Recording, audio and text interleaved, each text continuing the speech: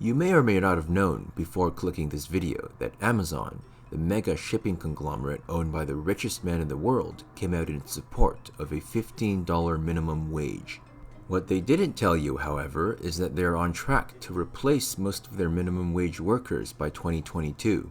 So you see, from Amazon's standpoint, this is actually a very clever business move. You pay out a little bit more in terms of wage expenses for a few short years, and in turn generate a huge amount of goodwill. And then before those expenses get too big, you replace those workers with robots. Basically, a $15 minimum wage isn't going to help if you don't have a job because the robot is doing it. And since robots and AI are going to be the future, there's pretty much no way to avoid this fate. We can't just tell companies to not save millions of dollars by using robots. The only thing we can really do is implement a basic universal income system.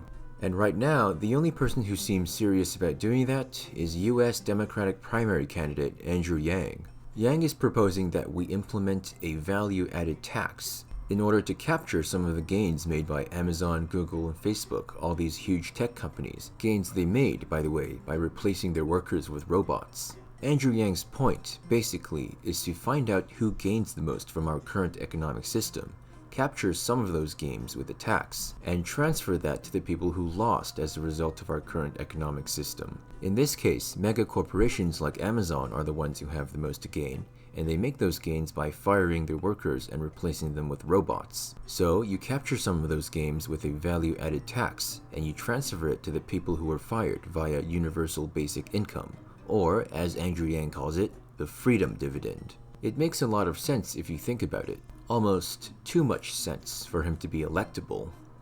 If you have any questions or thoughts to share, leave them in the comments section.